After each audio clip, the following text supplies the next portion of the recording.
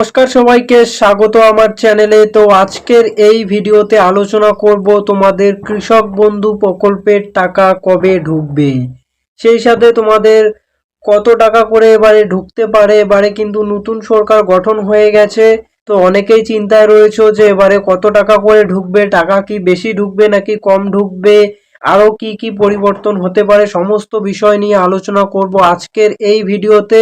তো তুমি যদি একজন কৃষক বন্ধু প্রকল্পের টাকা পাওয়া ব্যক্তি হও তাহলে অবশ্যই ভিডিওটাকে শেষ পর্যন্ত দেখো।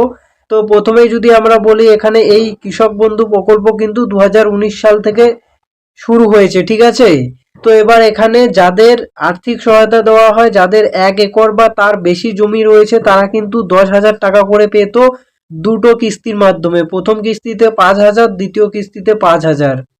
যার জমির পরিমাণ 1 একরের কম তারা কিন্তু 4,000 টাকা পেত প্রথম কিস্তিতে, 2,000 দ্বিতীয় কিস্তিতে 2,000।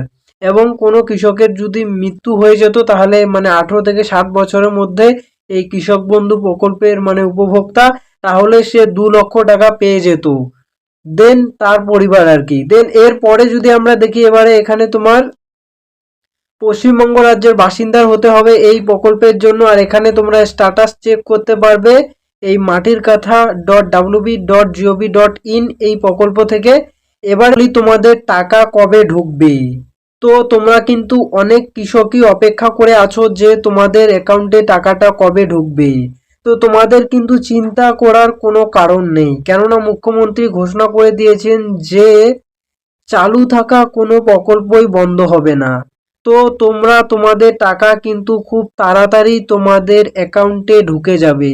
নতুন সরকার কিন্তু এখন বিভিন্ন কাজে ব্যস্ত রয়েছে, তাই তোমাদের টাকা ঢুকতে একটু দেরি হতে পারে। তোমাদের টাকা মে মাসের শেষে কিন্তু তোমাদের ব্যাংক অ্যাকাউন্টে টাকা ঢোকার প্রবল সম্ভাবনা রয়েছে।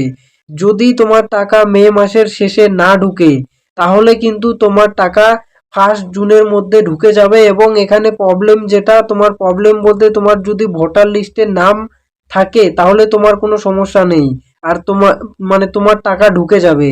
প্রবলেম তাদের ক্ষেত্রে হতে পারে যাদের নাম ভোটার লিস্টে থেকে নাম বাদ গেছে।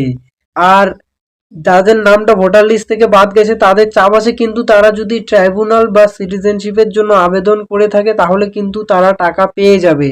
বাট যদি এই দুটোর কোনোটাই তারা না করে তাহলে কিন্তু তারা টাকা পাবে না। সেই সব কৃষকদের বাদ চলে যাবে। আশা করি কোনো কৃষকের নাম বাদ যাবে না, কারণ যাদের জমি আছে তারা সবাই ভারতের নাগরিক বেশিরভাগ আর কি, 100% ক্ষেত্রে বলা যায় আর কি। খুব কম জনই আছে যে যাদের নাম কেটে গেছে আর কি, জমি জায়গা আছে এরকম জন আছে, বা যাদের নাম ডিলিট হয়ে গেছে। তোমরা আবেদন করবে, তোমাদের অবশ্যই ভোটার লিস্টে নাম উঠে যাবে।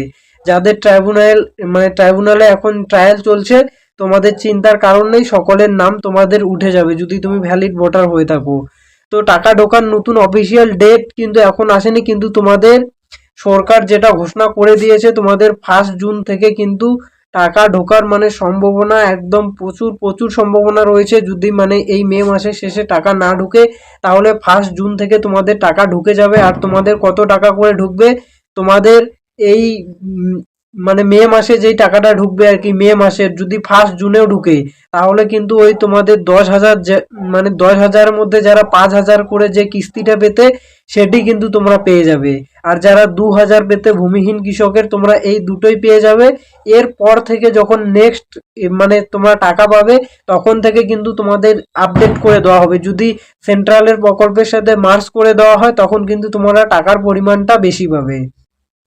সো এই হলো আজকের আপডেট। এর অফিসিয়াল আপডেট এলে তোমরা সবার আগে এই চ্যানেলে ভিডিও দেখতে পেয়ে যাবে। তার জন্য অবশ্যই চ্যানেলটাকে সাবস্ক্রাইব করে দাও।